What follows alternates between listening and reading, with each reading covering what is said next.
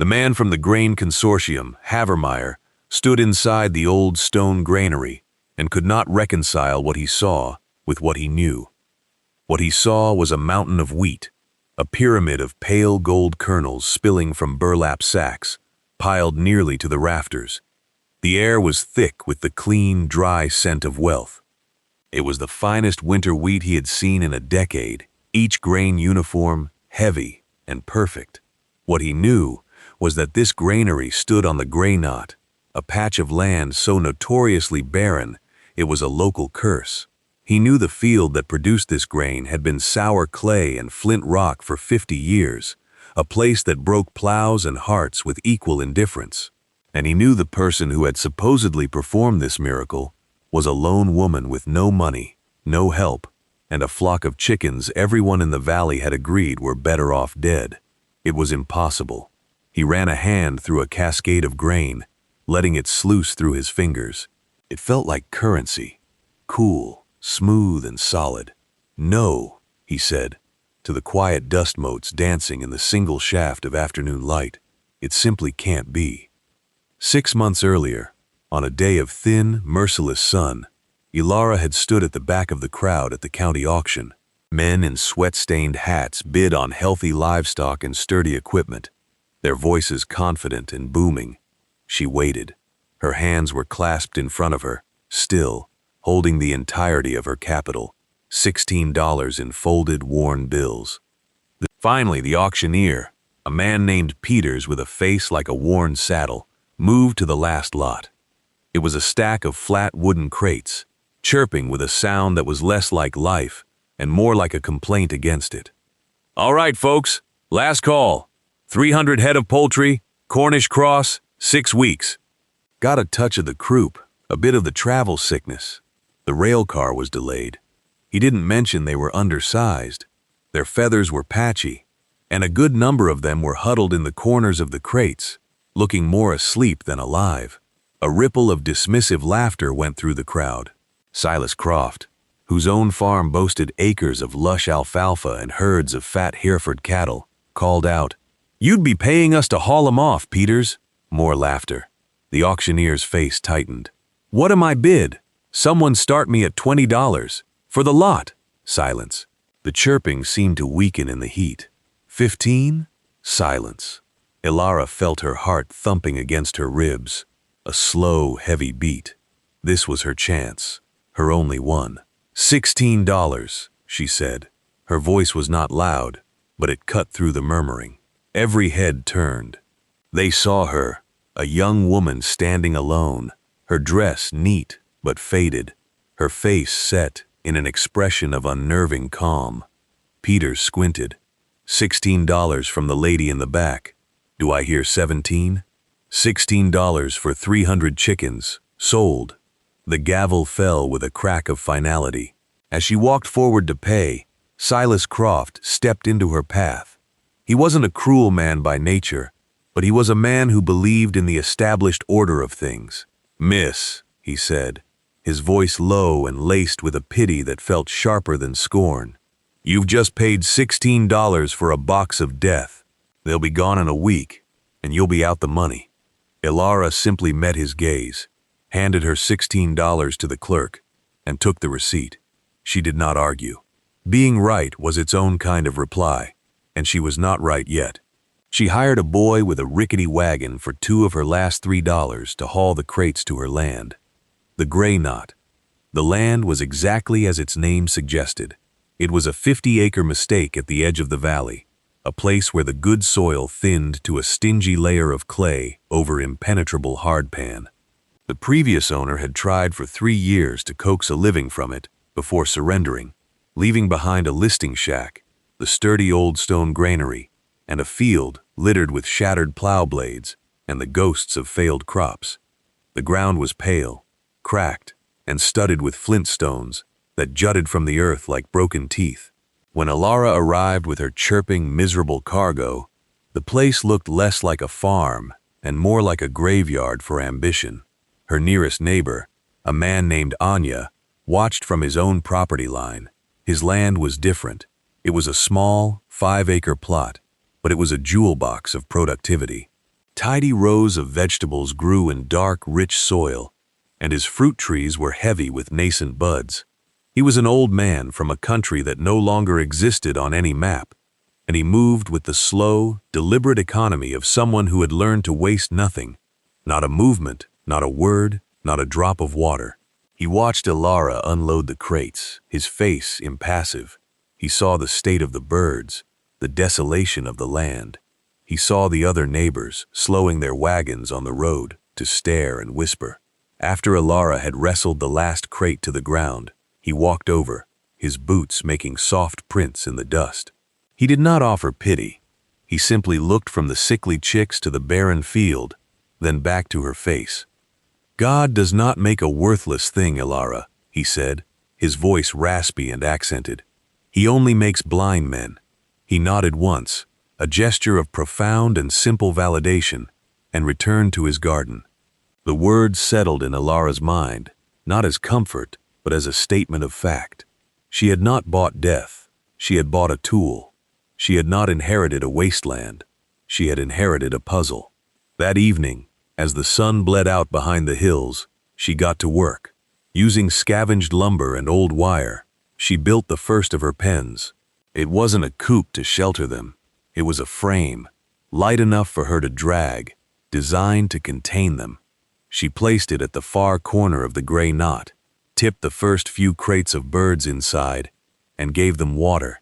They stumbled out, blinking in the fading light, and began to do the only thing they knew how to do. They began to scratch. The town's judgment was swift and unanimous. The woman on the gray knot had lost her mind. They saw her day after day, dragging a flimsy pen across a dead field. There was nothing in the pen but dirt and chickens, and nothing in the field but more dirt. "She's plowing with poultry," one man scoffed at the general store, to a round of chuckles. "Trying to scratch her way to China," another added. They saw it as a kind of desperate, pitiable madness. A woman alone, driven to folly by loneliness and bad fortune. But Ilara was not mad. She was methodical. She was following an idea she had pieced together from a paragraph in an old farming almanac and her own fierce observation. The gray knot wasn't empty. It was dormant. Decades of failed planting and neglect had left a treasury of weed seeds buried in the hard soil. The clay was packed with insect larvae, grubs and worms that had burrowed deep to escape the sun. This was the forage the chickens were after. They weren't looking for grass. They were miners. Each day, she moved the pen 10 feet. The 300 birds, concentrated on a small patch of ground, were a relentless tilling machine. Their sharp claws broke up the crust of the hard pan. Their beaks probed and pulled, aerating the soil. They ate every dormant seed, every grub, every living thing they could find. And behind them, they left their own contribution, a fine, nitrogen-rich layer of manure. It was an economy no one else could see. The town saw a woman dragging a cage over dust. Ilara saw a slow, crawling wave of restoration. She was not just feeding her chickens for free. She was using them to heal the land, inch by painful inch. For the first 2 weeks, it was a brutal arithmetic of survival. She lost birds every day. The weakest ones succumbed to the croup, the stress, the lingering sickness from the train. Each morning began with a grim count, carrying the small, still bodies to a burial trench at the edge of the property. She started with 300. By the end of the first week, she had 261. By the end of the second, 224. The town saw their prophecy fulfilling itself. "Told you," Silas Croft said to anyone who would listen, throwing good money after bad. But Ilara saw a different number. She saw 224 survivors who were growing stronger. The ones who lived were the tough ones. Their scratching grew more vigorous. Their chirps became more demanding. She saw it not as a loss, but as a culling. The flock was tempering itself, like steel in a forge. And then a boy started appearing. His name was Finn. He was about 10, a thin, quiet child who lived with a tired aunt in the town and spent most of his time being invisible. He would sit on the stone fence that separated Ilara's land from the road and watch her for hours. He never spoke. He just watched her move the pen, fill the water troughs, and mend the wire. He watched with an intensity that was neither mocking nor pitying. It was curiosity. One afternoon, as Ilara was dragging the heavy pen to its next square, one of the corner posts snagged on a half-buried rock. She pulled, her muscles straining, the rope digging into her palms. It wouldn't budge. Without a word, Finn hopped off the fence. He ran to the snagged corner, a scrawny boy in patched overalls, and put his small hands on the wooden frame. He pushed as she pulled. The pen lurched free. Ilara straightened up, breathing hard, and looked at him. "Thank you," she said. He just nodded, his eyes fixed on the chickens. They were changing. The patchy, miserable fluff was being replaced by the first hard pins of true feathers. Their combs and wattles were deepening from a sickly pale to a healthy pink. They moved with a new energy, a bustling, chaotic purpose. "What are they looking for?" Finn asked, his first words to her. "Everything we can't see," Ilara replied. "Seeds, bugs, a new start." She explained her system to him, not as a grand theory, but as a simple set of chores. The moving, the watering, the counting. He listened, his gaze serious. The next day, he was back, and the day after that. He started helping, hauling buckets of water from the well, his small frame surprisingly strong. He wasn't just a helper, he was a partner in the quiet economy of the farm. He had a gentle way with the birds that Ilara, with her focus on the larger system, lacked. He started giving the more notable ones names. There was a big, aggressive rooster he called General Scratch. A small, clever hen who always found the best grubs was Sergeant Peck. A goofy one that always tripped over its own feet was Wobbles. It was a child's game, but it had a profound effect. The flock ceased to be an abstract number and became a collection of individuals. It was a gentle, situational irony. The ridiculous creatures, behaving like pets under the boy's care, were the engine of a serious agricultural revolution. By the third week, the losses had stopped. 219 birds, hardy and resilient. And then came the first true sign of victory. As Finn was checking the water trough, he let out a small gasp. "Ilara," he was pointing to a corner of the pen, where, nestled in a shallow depression a hen had scratched in the dirt, sat a single, perfect, brown egg. It was small, almost comically so, but it was a treasure. Ilara picked it up. It was still warm. She held it in her palm, a fragile promise of everything to come. It had worked. She kept that first egg on the windowsill of the shack, a daily reminder. Soon, there were more. A half dozen a day, then a dozen. Small but accumulating. She and Finn ate them, fried in an old skillet. The yolks were a startling deep orange, a color that spoke of a rich and varied diet of grubs and weeds. They kept their success secret, like a coal banked low under ash, letting the heat build in private. The arithmetic changed. It was no longer about subtraction and survival. It was about addition and growth.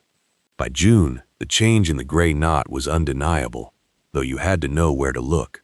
Behind the slow march of the chicken pen, a trail of dark, revitalized earth followed. The flint stones had been scratched up and exposed, and Ilara and Finn gathered them into piles, clearing the land in a way no plow ever could. Into this prepared soil, Ilara had broadcast a mix of clover and hardy ryegrass. Now, a faint green blush was spreading across the path of the flock's advance. It was a stark contrast to the pale, dead clay that lay ahead of them. The chickens themselves were transformed. They were no longer sickly adolescents but full-grown birds. Their feathers glossy, their bodies filled out. The roosters crowed with a startling vigor that echoed across the valley in the mornings, an announcement of life where none had been expected. And the eggs. The hens were laying in earnest now, their bodies finally mature enough for full production. Every morning, Ilara and Finn would walk the pen and gather them, basket after basket of brown, white, and pale green eggs. They were no longer small. Fed on the rich protein of the soil, the hens produced eggs that were consistently large and heavy. One day, with a dozen baskets piled in the shack, Ilara knew it was time. She loaded 4 of them into a small handcart and walked the 2 miles to town. She went to the general store, the same place where the men had laughed at her. The owner, a man named Henderson, looked at the eggs with a skeptical eye. "Store's full of eggs, miss. Not like these," Ilara said simply. She took one from the basket and cracked it into a saucer she had brought. The yolk stood high and proud, a ball of fiery orange in a thick, clear white. It was nothing like the pale, watery yolks of the grain-fed chickens he usually sold. Henderson stared. He was a merchant. He knew quality when he saw it. He grumbled, but he bought 2 baskets. Ilara used the money not for herself, but for the farm. She went to the feed store, the one owned by Silas Croft.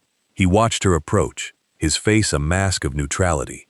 She didn't buy feed. She bought seed. She bought the 50-pound sack of hardy winter wheat Mr. Anya had told her about. A strain from the old country that sent roots deep and could withstand a dry spell. Croft weighed the sack, his movements stiff. "Planting, are you?" he asked, unable to hide his curiosity. "Yes," she said, "where the ground is ready." He didn't understand, but a sliver of doubt had entered his certainty. That afternoon, Ilara and Finn began the next phase of the plan. On the long, greening strip of land the chickens had cleared and fertilized, they began to sow the wheat. They worked in the long evening light, casting the seeds by hand onto the dark, receptive soil. The methodical patience of it was a balm. The town could whisper what it liked. The land was listening to a different story. August arrived like the open door of a furnace. A high, thin haze bleached the color from the sky, and the sun beat down with a relentless, punishing heat. The rains of June and July had been sparse, and now they stopped altogether. The creeks shrank, leaving muddy banks to bake and crack in the sun. The valley, usually a patchwork of greens and golds, began to fade to a uniform, dusty brown. It was the beginning of a drought. For the other farmers, it was a slow-motion disaster. Corn stalks, which had promised so much, began to yellow and curl at the edges. The alfalfa in Silas Croft's fields grew brittle, then turned gray.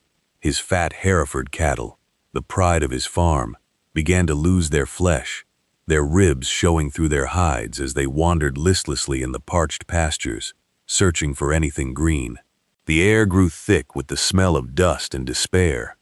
Hunger changes a town. The easy laughter at the general store was replaced by tight-lipped conversations about the price of feed and the lack of water. Pride, a currency as valuable as any dollar, began to erode.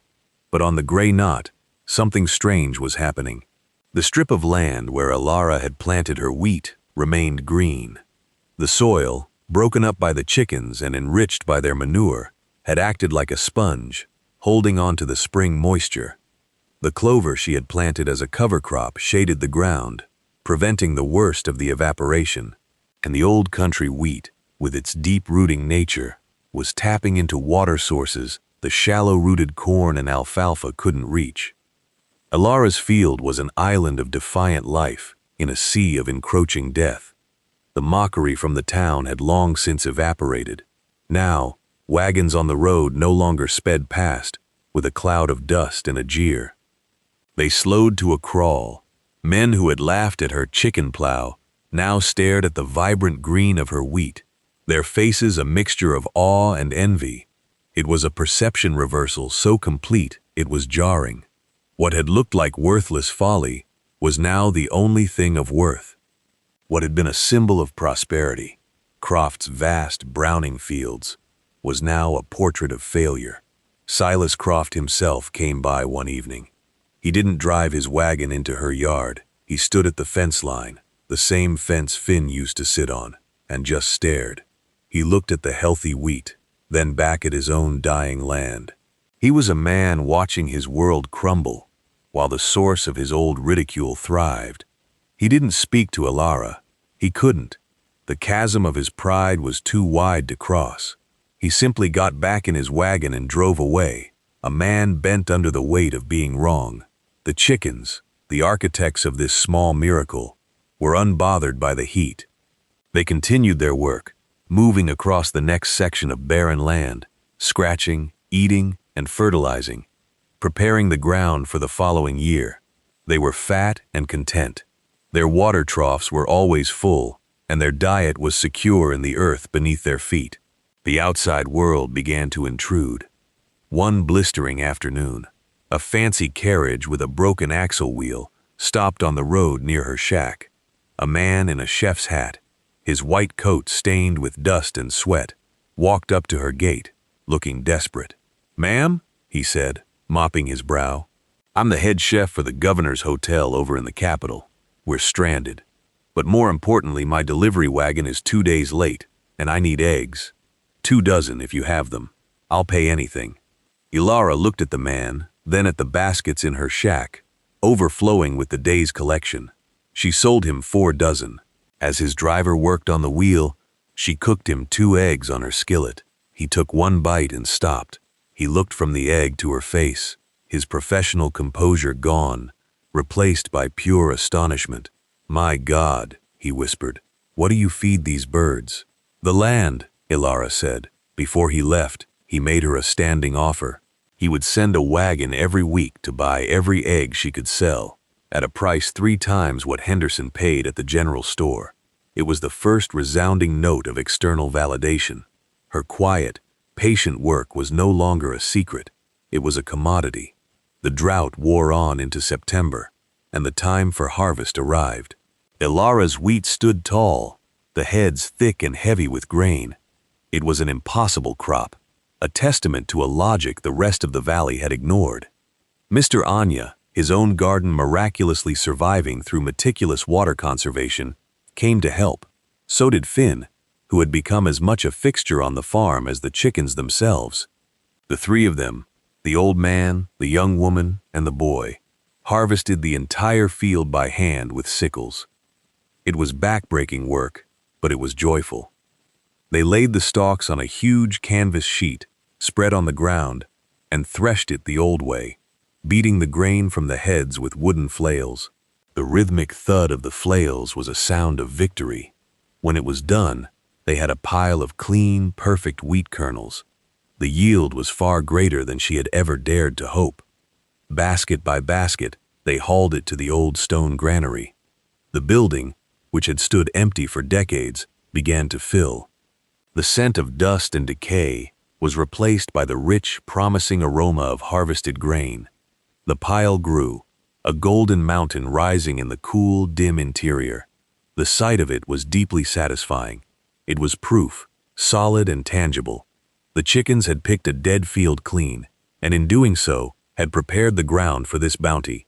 The door to the granary, once a symbol of failure, was now the entrance to the valley's only hope, and it was then, as the last of the harvest was being stored, that Mr. Havermeyer arrived. Havermeyer's buggy was sleek and black, pulled by a horse that looked impossibly well fed in the withered landscape.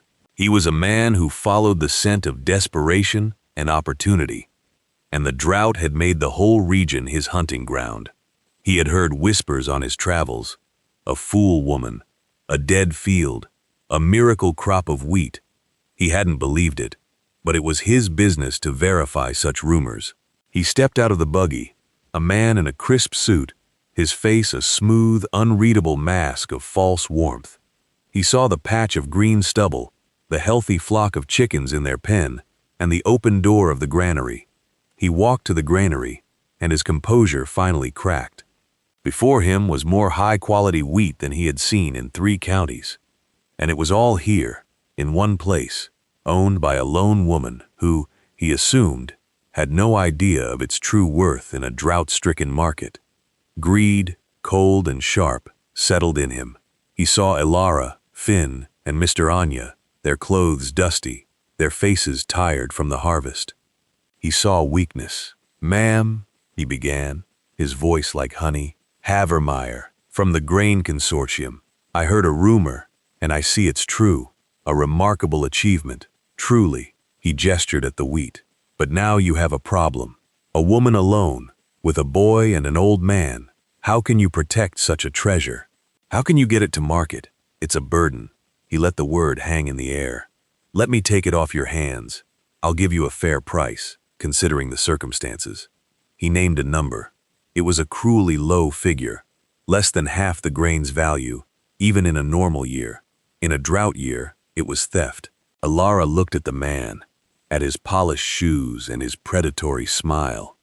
She had spent months doing the hard arithmetic of survival, counting her chicks, her eggs, her pennies.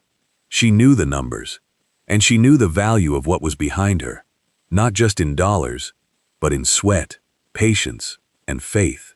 That's not a fair price, she said, her voice quiet but firm. Havermeyer's smile didn't falter. It's a practical price. The roads are unsafe. A lone shipment could be lost. A granary like this, a fire could start. So many things can go wrong for a person on their own. He was no longer suggesting, he was threatening. He leaned in, his voice dropping to a conspiratorial whisper. I'm the only buyer with wagons big enough to move this much grain. All 500 bushels of it. It was a slip, a fatal one. Alara had not told anyone the final count. She, Finn, and Mr. Anya were the only ones who knew the exact yield of their harvest. A cold stillness settled over her. How did you know the count, Mr. Havermeyer? She asked. He froze. His mask of warmth dissolved, revealing the cold calculation beneath. He had been snooping, measuring her success in secret, waiting for the moment to pounce. He had underestimated her. He thought he was dealing with a fool. He was dealing with a mathematician. The confrontation hung in the dry, still air. Havermeyer, exposed, recovered quickly, his smoothness replaced by a hard-edged condescension. It's my business to know these things. The price is the price. Take it, or watch your miracle rot by spring. But they were no longer alone. The sight of Havermeyer's fancy buggy had drawn an audience. A few neighbors had gathered by the road, their faces tight with worry. Among them was Silas Croft. He stood beside his wagon, his shoulders slumped. A man defeated not by a rival, but by the sky itself. His cattle were starving. He needed grain, and he knew Havermeyer was the only one with any to sell, at prices that would ruin him. He was watching this confrontation not as a spectator, but as a man whose fate was being decided. This was Alara's moment, the climax of her long, quiet war against scorn and doubt. She held all the cards. She had the only food for 100 miles. She could name any price. She could gouge Havermeyer, sell to him for a fortune and let him bleed her neighbors dry. She could have her revenge on Croft and every person who had laughed at her. The temptation was a bitter, satisfying taste in the back of her throat. She looked at Havermeyer's smug face. Then her gaze drifted past him, to the anxious faces of the men by the road. She saw their fear, their worn-out pride, the desperation of good men beaten by circumstances. She saw Silas Croft, a man who had mocked her, but who loved his land and his animals. And she understood that true victory wasn't about profit, it was about worth. She turned back to Havermeyer. Your price is not the price, she said, her voice ringing with a new authority. My price, for you, is $20 a bushel, cash, today. A gasp went through the small crowd. It was an astronomical price, more than fair, a price that would make her wealthy. Havermeyer's jaw dropped. He sputtered, That's robbery. No, Alara said calmly. That is the price of your greed. Then, she did something no one expected. She turned her back on him and faced her neighbors. She looked directly at Silas Croft. My neighbor's price, she announced, her voice carrying across the dusty yard, is $8 a bushel, payable in cash if you have it, payable in labor if you don't, payable in a promise for next year's harvest, if that's all you have left. A profound silence fell. It was a choice for generosity over greed, for community over profit. It was a quiet triumph more powerful than any shouted retort. Silas Croft took a step forward, his face working. The wall of his pride crumbled into dust. Alara, he said, his voice thick. I have sons, strong boys. They can haul. And I have a bit of cash. Havermeyer stood there, utterly outwitted. He had been made irrelevant. The community, which he had planned to exploit, was now bonding together against him, with Ilara at its center. He could not compete with her offer. To buy at her price would be a loss. To leave empty-handed was a humiliation. He stared at her, his face a knot of fury and disbelief. He saw not a weak, isolated woman, but a leader. Without another word, he spun on his heel, climbed into his fine buggy, and rode away in a cloud of impotent dust. He had been exposed, not by force, but by simple decency. The moment he was gone, the tension broke. The neighbors surged forward, not with the desperation of beggars, but with the gratitude of partners. Silas Croft was the first to reach her. "My boys will be here at dawn," he said. "We'll help you bag it all, and I'll take 50 bushels. Another farmer stepped up, offering to trade a good breeding pig for 10 bushels. A third offered to repair her roof and mend her fences. The granary, her private victory, became the town's communal bank. The arithmetic of the farm had become the arithmetic of the community's survival. Through the autumn, the granary was a hub of activity. Men who had once laughed at her now worked for her, bagging the wheat, hauling it, organizing it. Finn, no longer a silent observer, directed the work with a newfound confidence, keeping a careful ledger. Ilara was the calm center of it all, ensuring every transaction was fair, every promise recorded. She refused to be one person alone against the town. Instead, she bound the town together. Winter came, blanketing the valley in a soft, forgiving layer of snow. The gray knot was no longer gray. Under the snow lay the dark, rich soil, resting and ready. The stubble of the wheat harvest poked through, a memory of the abundance that had been. In the shack, the fire was warm. Outside, the chickens, the architects of it all, were roosted in a new, sturdy coop the neighbors had built for her as payment. They were fat, their feathers thick against the cold. Ilara stood at the window, looking out at the quiet land, a cup of tea warming her hands. Finn was at the table, drawing pictures of chickens in his ledger. Mr. Anya, who had come over for supper, sat by the fire. He followed her gaze out the window, to the field sleeping under the snow. "You see, Ilara?" he said softly, the firelight catching the lines on his face. "Nothing worthless." Ilara smiled, a slow, genuine smile that reached her eyes. She thought of the sickly chicks, the dead field, the $16. She thought of the mountain of golden grain that had fed a valley. Mr. Anya was right. God did not make worthless things. He only made people who were not patient enough to see.